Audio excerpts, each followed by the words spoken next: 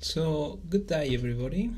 Welcome to a series of videos that are that will be, for the most part, unedited, and that means that you will hear a lot of background noises and probably me misspelling a lot of words. But it doesn't matter. This is more like a hobby. I hope you enjoy. And today I would really like to talk about some Sony products that I see very little information on the internet, as well as some comments on audio for those who want to begin, which perhaps, as everything, it might be subjective, but at the same time might or not help anybody. Anyway, well, first I will talk about, well, a simple cell phone, for example. Very handy, use it for many things, other than calling, usually. Anyway, the idea of these phones, of course, is to make calls, but nowadays they are handy enough that you can pretty much use them for anything, and that anything is music as well. PHA, for example, is a very common player in this kind of phones. This particular phone is the Xperia Z2. It has been released quite a while ago, but still it's good enough for everything. And the reason because I choose this phone, it is because it is related to another product that I will show on further on. And in this case, what I want to show is that PowerAmp is an excellent tool or excellent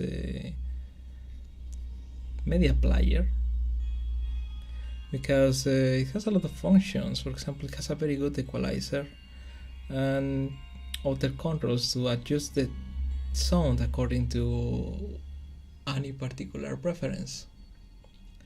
However, what often is not known is that a phone plus a remote controller can make of this setup something very discreet. So, for example, I'm gonna stop this a bit. This is the Sony SBH-52. It's a Bluetooth headset. Now, this Bluetooth headset, of course, it is a headset, but it has also controls, dedicated controls for forward, backward, play and pause buttons.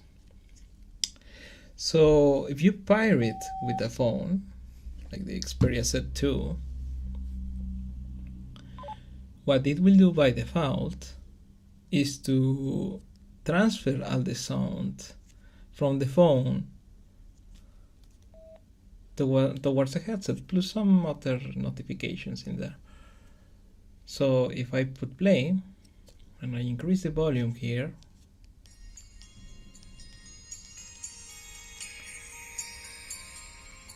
now the sound comes from the Bluetooth speakers. But what if we actually want to make use of this headset without using its built-in speaker? Well, actually, that is possible to do thanks to an utility known as SoundAbout. SoundAbout redirects all the sound to whichever place you tell it to do. For example, in media audio here you can see that it is in the option of let up decide. And phone call audio as well, let up decide. If you move media audio to, for example, a speaker, all media audio will be redirected towards the speaker, despite having a Bluetooth headset. So let me show you. So no audio whatsoever from the Bluetooth headset, it is only the phone. We can even go up. And the headset nothing. But the great thing about this is that one can use the headset to navigate towards music. So we press use pause, we can press play, we can press next, and another song will be selected. The only thing that one cannot do with a setup like this is to modify the volume, but well, some minor inconvenience. And usually one can set the volume to a preferable level, and it is little moved from there in my experience. So anyway, we pause this, and this particular setup I use it like this, but in combination with other particular device that I will show next, which is called a portable DAC, or digital audio interface. This digital audio interface, sorry about that, totally confused.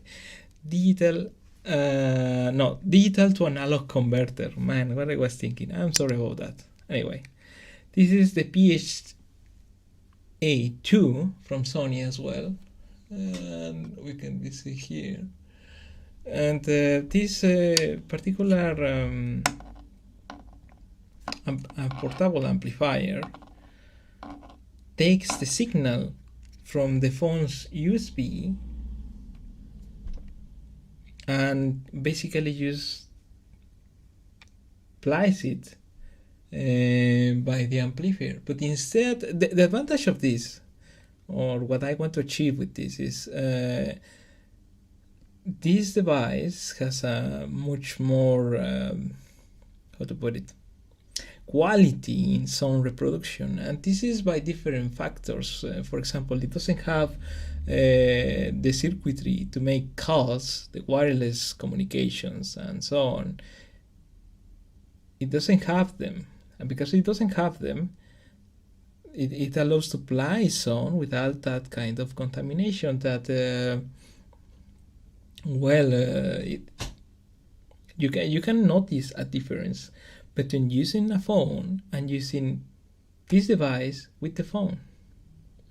Now, so sound, as everything, it is very subjective, and some people might notice, some others might not. It's not a bad thing, that, to be honest. In my particular case, I can tell you that I note these differences mostly when I am in a quiet room and I am paying attention to the music, because it is not the same with when you do many things at once, and of course you put music to perhaps pass the time, or just because you want some background music. But when you pay attention to it, you begin to notice a bit more clear sound, more dynamic range mostly. Dynamic range is when you can go from very low volumes to very high volumes, and there is a lot of steps in between. When you lose dynamic range, this is usually by quite different factors, but one of those is that perhaps the noise floor, it is too high, and thus some of the sounds that are very dim in volume quantity, they get absorbed by this noise.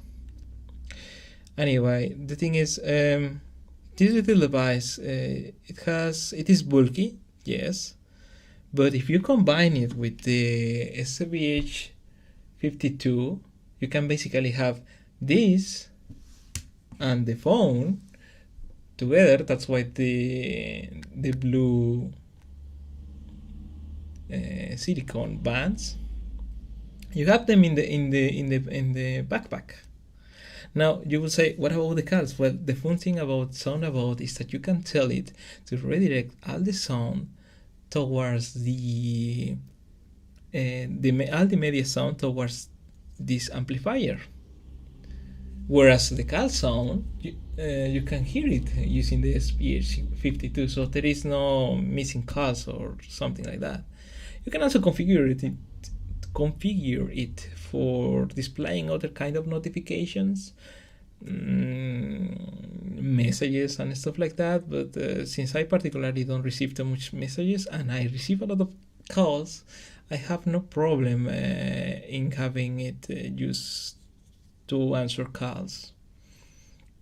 So the battery life of these devices, well, of the cell phone, it is about 2 days, but I don't use it with the screen on quite a bit for most of the time.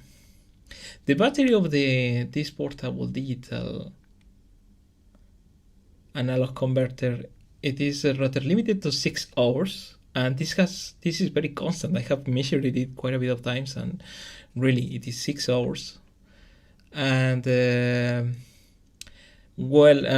is many ways to connect this to the phone. In this case, for example, one can see that this little thing here then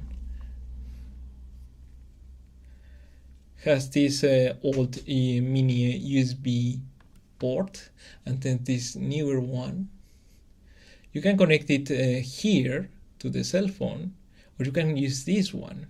The difference is that if you connect it here, the cell phone will attempt to charge the phone on the DAC, whereas if you connect it here, it will not attempt to do that. Now, this is usually an entrance that is reserved only for Walkman devices, but in this case I have found that if you use it like this, this is just an angular an angle for the cable, and the white cable is actually an OTG USB on-the-go cable, then there is absolutely no problem, and your phone doesn't use its battery, and the DAC uses its battery to play audio, which is rather very, very convenient, because when playing music, while music consumes energy as well, and cell phones go down fast in battery. Not that much, but still. So very nice handy device here, and you increase your audio quality, in my own opinion, by quite a bit. Good. So what I want to show too is this other little device, which is actually a Walkman.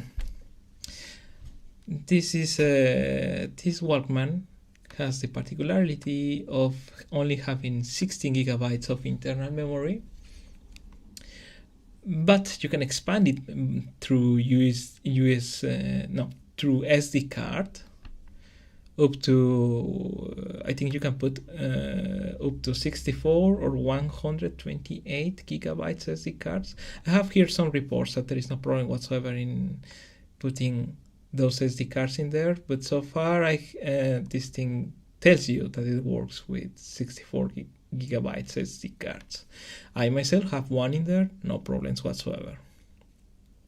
Now this little device, it is very good when you actually want to go really portable, when you don't mind, when you actually care about having a lot of stuff with you, because it gets troublesome. That is the truth. And this might help in those situations. Now let's talk about some subjective sound quality. After having these devices for quite a bit of time and spent quite a bit of time, I can tell you that, in my opinion, of course, using the PHA-2 amplifier portable DAC, it is kind of one of the best things you can get for mobile audio. You have a backpack where to hide it together with the cell phone, and you have the SBH-52 with you, then really it gets a very, very nice combo. And this combo it looks a bit okay. big. That is the truth. But the audio quality that you enjoy with this, it is quite remarkable. And I have no complaints whatsoever. And I find that these devices are made for each other. The reason actually because I have a Sony Xperia Z2, and this amplifier was because I heard that you could pair them together, which was something that you could not do with other. In the case of this particular amplifier, you could not do it with another phone. I don't know why, but before in Android 4.4.4 this was not possible, and the only phone that actually worked out of the box with this amplifier was Xperia Z2. I had an Xperia Z Ultra and it did not work it. Nowadays I think it works with every single phone since as far as I know, Android 5.1 or 5.0, I don't remember, supports natively quite a bit of USB DACs. So yes, in audio quality, in terms of audio quality, I cannot have better setup than this, in my own opinion. And sorry about that, a lot of WhatsApp messages in there. And yeah, and of course, what better that with the SBH-52, you don't have to get out the cell phone.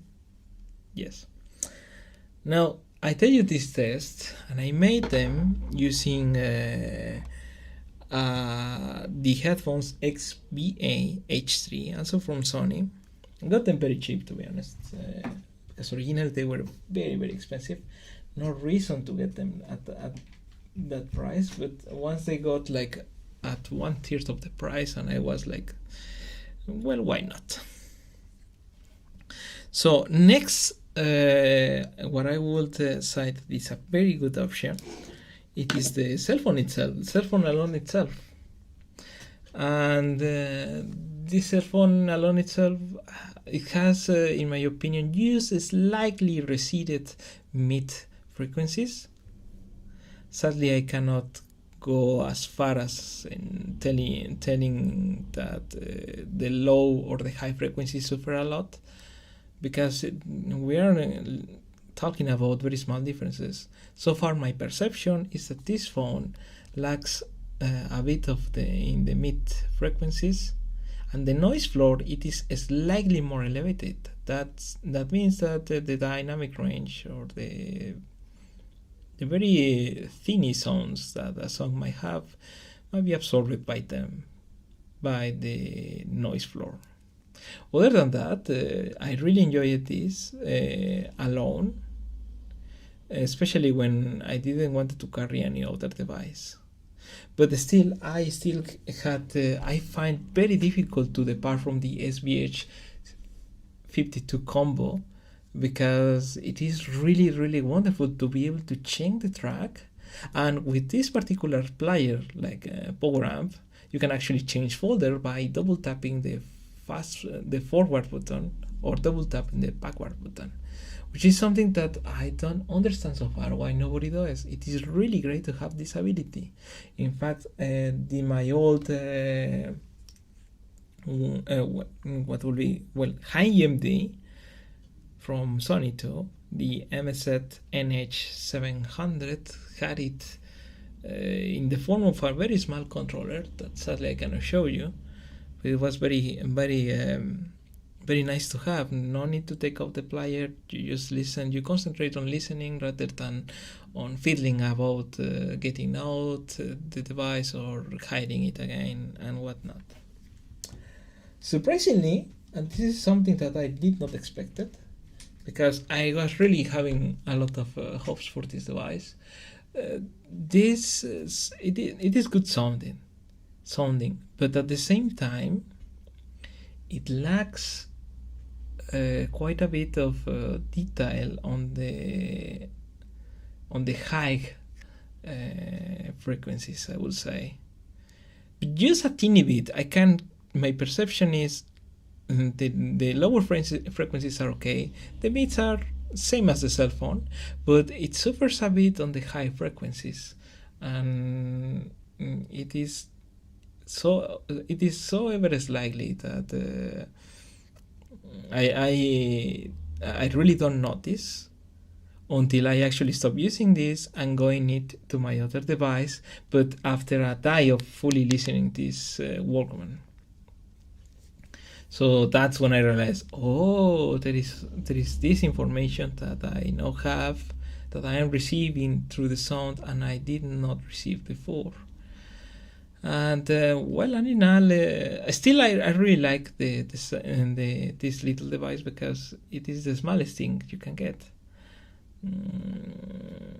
Well, not the smallest thing you can get, rather it is the smallest things that I have with me, and it works for its purpose. Now, many people complain about, for example, that this is a it is a little device and everything, but it doesn't have touch screen, or it has internet capabilities. But in reality, this device doesn't attempt to sell you that. It attempts to sell only a pleasurable audio playing experience. Even it reproduces video, but in this tiny screen, it is rather hard to appreciate.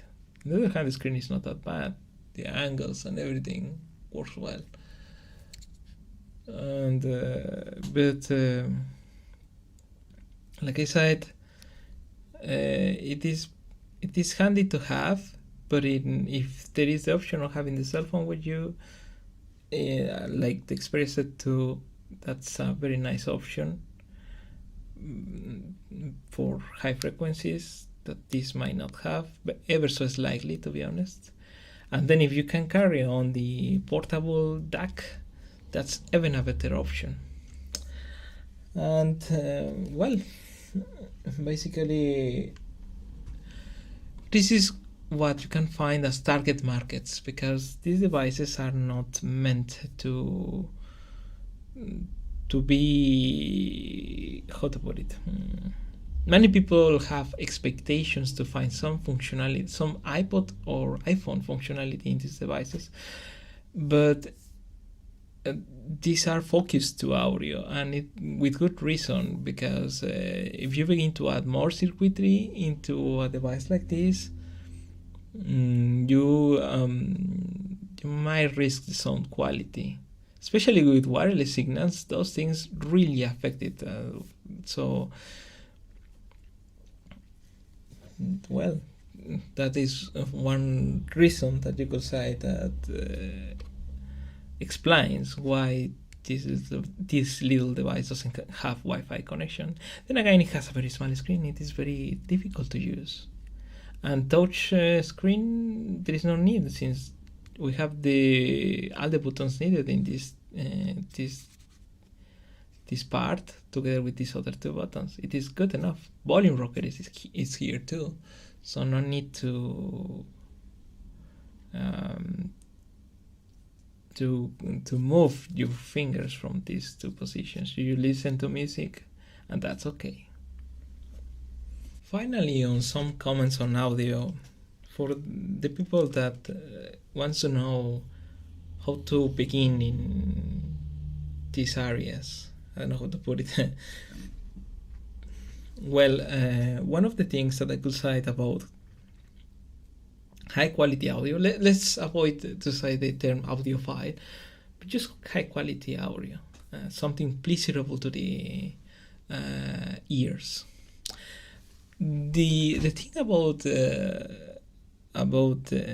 audio in portable devices, for example, in cell phones, sometimes people likes to listen music through the cell phone speakers or the loudspeakers, and those tiny speakers have quite a bit of difficulty reproducing all the range of the sound. They are very good for mid frequencies, mostly vocals, because, well, they are made for anybody to put loudspeaker on loudspeaker any call, so you can hear better the person. But high frequencies and low frequencies get quite a bit mushy, and it begins, in my particular experience, to hurt the ears a bit. So it is the same case more or less in laptops, although there are some very specialized and gaming laptops that actually offer the option to have a subwoofer in them. I had not had the particular experience to play with one of those, but all in all, well, I think it might be slightly better for low frequencies, but again, you have a very constrained space and very constrained size in those speakers, so I keep wondering how much they improve the audio experience. So what I would suggest in this case is, for anyone beginning in this, is get a subwoofer or a woofer. My first experience with audio that blown me away, it was when I was playing a game called Final Fantasy VIII, and there is the intro, which is called Fetus Lusek Because Vinosek. Has no particular meaning, it is just an anagram, I guess.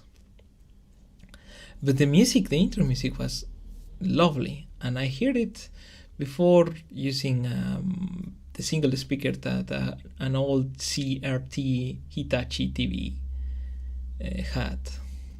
Now, once I asked my father if he could bought me some speakers, because I really want to listen to it. I mean, I wanted to, and he bought a really very cheap speakers. It was no more than $12 dollars. I don't know if back then. I think back then, sorry. It was very cheap, very simple, but I plugged it, and it had this subwoofer, and wow, the whole intro of this game became impressive. It immersed the whole room, mostly because of the subwoofer as all the low frequencies, and especially because that intro had some orchestra in it. It just boom, the whole room got filled with the music. I was really amazed, and I cannot forget that experience. And from that moment on, I listened every single thing that I had of audio before. It here gorgeous.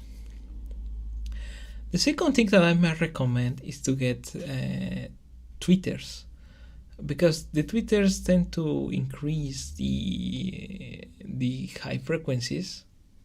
Of course, it depends on the quality and the maker and whatnot, but just trying to experiment with these little things might help to boost the high frequencies, albeit the effects, it was not as much mind-blowing as getting a subwoofer, but still it was still something noticeable.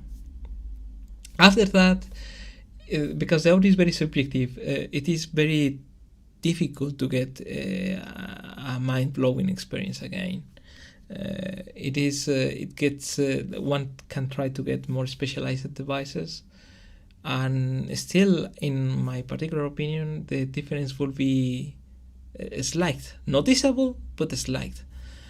For example, in this case, I have some speakers that incorporate both subwoofer, mid-range, and tweeters together, and it listens wonderfully.